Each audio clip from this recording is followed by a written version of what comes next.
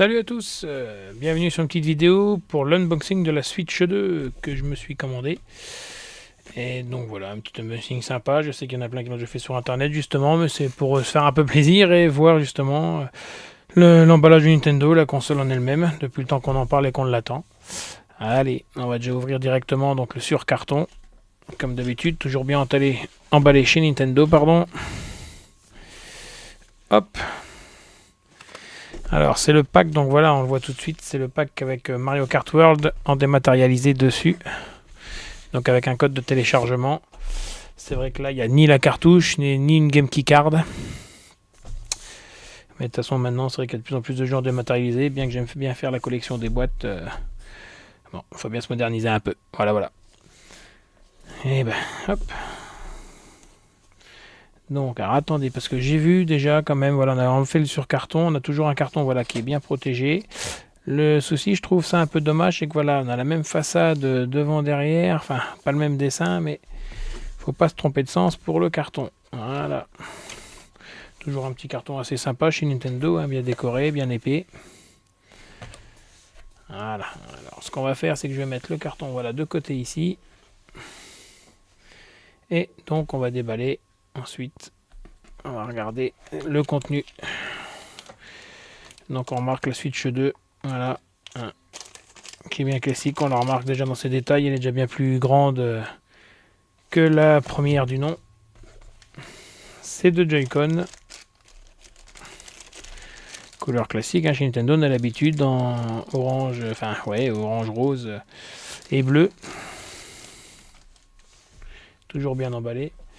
Ensuite, si l'on continue, donc on a ici le code de téléchargement pour Mario Kart World. On a la notice classique Nintendo Switch Jeux comme la première du nom. Alors, on a ces deux petits appareils là. De toute façon, je referai d'autres vidéos au fur et à mesure. Ça nous permet aussi, vous voyez, de le mettre en mode souris sur les Joy-Con. On attache ça, on a une Dragon, ce qui nous permet effectivement de la passer autour du poignet et de ne pas perdre de Joy-Con quand on joue en mode tabletop ou sur l'écran. Et on a ça, cette petite fonctionnalité là ici avec le en haut et en bas, on en a un plus fin qui permet de l'avoir, de mettre les Joy-Con en mode souris en fait. Et avec ces deux petits capteurs, ce qui est pratique, c'est qu'on peut le mettre et sur le genou et sur un salon ou quelque chose quand on est sur la télé, qu'on n'a pas spécialement de table devant nous. Ils ont pensé à tout quand même, apparemment, elle a l'air pas mal. Alors bien sûr, j'ai encore jamais testé la console, c'est une découverte. On a ici donc le câble HDMI qui normalement, voilà, ultra certifié dans 4K high speed, parce que normalement la console est censée faire du 4K. On verra ça. Alors ensuite, on continue à déballer encore le carton. Qu'est-ce qu'on a de beau? Donc on a ici un support pour les Joy-Con. Alors attention, voilà, le support fourni avec la console, ça se transforme en manette pour les deux Joy-Con, mais il n'est pas rechargeable, on n'a pas de prise dessus. J'ai acheté d'autres accessoires, je vais faire une deuxième petite vidéo avec des accessoires où j'ai pris en même temps une manette pro et un support de Joy-Con rechargeable, où là, normalement, on devrait avoir une prise USB pour pouvoir la recharger quand on joue ensemble.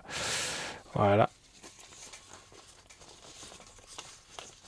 À prévoir dans les accessoires, c'est vrai qu'on n'a pas toujours les détails. Bon, je redéballerai bien comme il faut après, c'est pas grave, on met ça ici.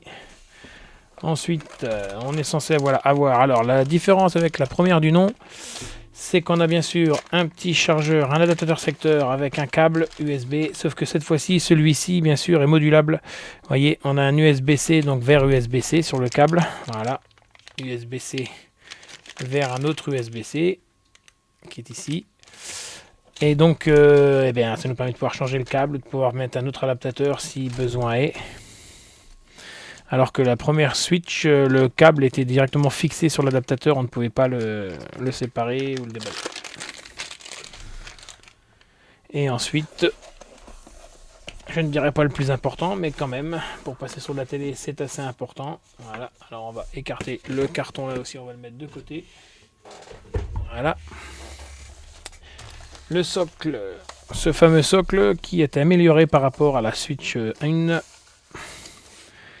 Qui donc apparemment, voilà, déjà était arrondi, je trouve un design un peu plus sympa, un peu plus grand que le premier du nom, forcément, la console étant déjà elle-même plus grande, hein, Elle est plus haute, plus large, l'écran est plus grand, je ne sais plus les dimensions, mais je crois que c'est du... Je ne sais même plus, je ne sais même plus combien c'est qu'on est. On est passé sur du pas loin de 9 pouces, 8,5 je crois, quelque chose comme ça, sur la taille de l'écran. Maintenant, on va voir surtout ce que promet l'écran LCD. Nintendo a fait le choix de ne pas mettre de l'OLED dessus, mais j'ai vu que la version OLED est déjà en route, donc bon, on verra bien. J'avoue que l'écran OLED... est quand même beaucoup plus sympa, mais apparemment le LCD est à la hauteur de ses promesses, donc on va voir ça en jeu. Et ensuite un petit support, voilà. Le dock de la Switch 2, avec un design plutôt sympa. On remarque ici des aérations qu'on n'avait pas sur le premier, sur la première du nom, pour la ventilation, puisqu'apparemment dedans, là on a le passage de câble, et normalement dedans, voilà, on ne les verra pas là, mais là ici, il y a un petit ventilateur qui n'y avait pas sur la première, ce qui permet donc de pouvoir faire tourner la Switch sans la faire chauffer, donc d'avoir une meilleure résolution et d'avoir des meilleurs rendements. Voilà, voilà. Après, je ne me suis pas trop intéressé aux spécificités techniques. On a toujours les deux prises USB sur le côté, comme sur la première du nom, pour pouvoir brancher des accessoires. Et normalement, on va tâcher de déballer la console en elle-même. Hop, alors désolé, mon bureau n'est pas très grand, du moins il y a pas mal de bazar dessus déjà pour l'ordinateur. Hop là. Et donc ici, voilà, on remarque. Alors apparemment, attention aux personnes qui l'achètent. Je sais que sur la première Nintendo Switch, on avait un petit film qu'on pouvait défaire, mais là, le film qui est déjà dessus, en fait, c'est déjà un film de protection de base. Moi, j'ai acheté une pochette, la pochette de transport qui va avec, où un écran de protection est déjà fourni, bien sûr, avec. Je le mettrai pour ne pas la rayer, pour ne pas la casser. Mais du coup, l'écran là, à ne pas enlever, sinon vous risquez de faire sauter et la garantie et bien sûr de gêner en cas de problème avec la Switch sur l'écran. Voilà. Et donc dessus, voilà, nous avons en dessous une prise USB-C classique pour la mettre dans le support et pour la recharger. Voilà. Mais il y a aussi maintenant une prise USB-C en haut. Donc on a toujours le support des cartouches qui cette fois-ci, voilà, c'est ça, cette fois-ci s'ouvre par derrière. C'est un peu plus facile que sur la première du nom. Voilà, vous voyez, ça se lève, vous insérez votre cartouche et vous le remettez. J'avoue que c'est un peu plus facile. Une grille de ventilation. Là, ici, normalement, on a un capteur de luminosité. Voilà, le voilà. Les boutons plus-moins pour le volume. Et le bouton d'allumage. Alors, on va essayer tout de suite tant qu'on y est. On ne va pas la démarrer sur cette vidéo-là. Et apparemment, voilà, comme c'est du magnétique, effectivement, ça se clipse tout seul. Et donc derrière, ici, vous voyez, il y a ce petit bouton ici pour appuyer derrière, hop, qui fait qu'effectivement, ça se déclipse bien. Vous voyez, quand vous appuyez sur le bouton, c'est un petit téton qui sort. Voilà, vous appuyez sur le bouton derrière, ce qui pousse le joystick et ce qui le désaimente en fait. Voilà. Bon, effectivement. Et donc on peut regarder ce que je vous disais tout à l'heure. Hop, le support avec Dragon, le petit tambour avec Dragon. Alors, comme c'est une découverte et que je n'ai pas regardé, je pense que c'est dans ce sens-là. Plus, oui c'est ça, on a toujours le repère, vous voyez, on a toujours le repère plus ici indiqué sur le truc orange, et le plus du Joy-Con, donc ils se mettent en face, et donc voilà, maintenant on peut l'utiliser en mode souris. Donc aussi bien sur sa jambe, que sur un bureau ou sur un salon apparemment, donc ça sera à tester. Mais en tout cas, bon, comme d'habitude, les finitions de la console sont pas mal. Donc c'est pareil, pour l'éjecter, vous appuyez sur le petit bouton et ça j'éjecte tout seul. Franchement, le magnétique, ça a l'air de bien tenir. Faut voir dans la durée, dans le temps, mais effectivement... hop, effectivement. Ça s'enclenche bien. Ça se met bien. Donc on a toujours les boutons L et R et ZL, ZR.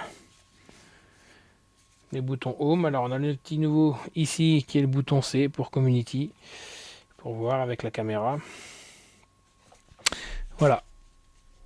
Voilà le nouveau bébé de Nintendo.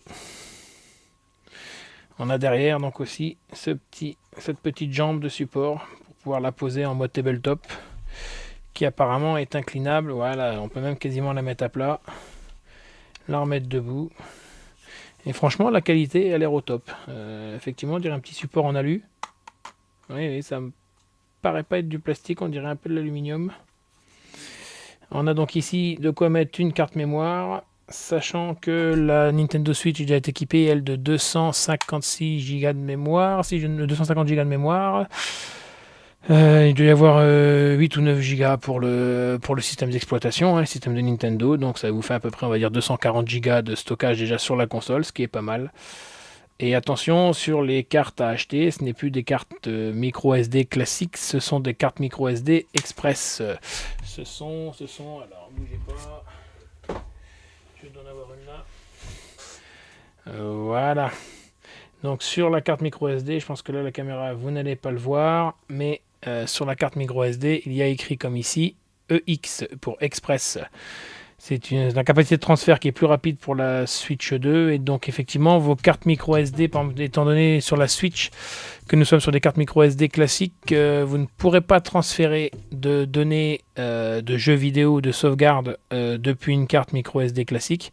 Par contre, vous pourrez transférer vos photos, vos captures d'écran depuis la carte micro SD classique de votre ancienne Switch. Et Nintendo a bien mis à jour son logiciel, notamment sur la Switch 1, pour pouvoir permettre le transfert de données donc de l'ancienne Switch à la nouvelle. Et au cas où vous voudriez revendre votre console ou vous voulez faire chez Micromania pour avoir les prix, effectivement, et que vous auriez déjà, enfin, vous allez pouvoir rendre votre console première du nom avant d'acheter la deuxième. Vous pouvez, il y a des systèmes, je n'ai pas encore étudié le truc, mais il y a des systèmes qui sont faits pour mettre en place un système de cloud où vous allez pouvoir transférer vos données et vos sauvegardes sur un cloud et donc les récupérer sur la Switch 2, même si vous ne possédez plus votre Switch 1. Et ben voilà, c'est fini pour donc le petit unboxing là de la Switch.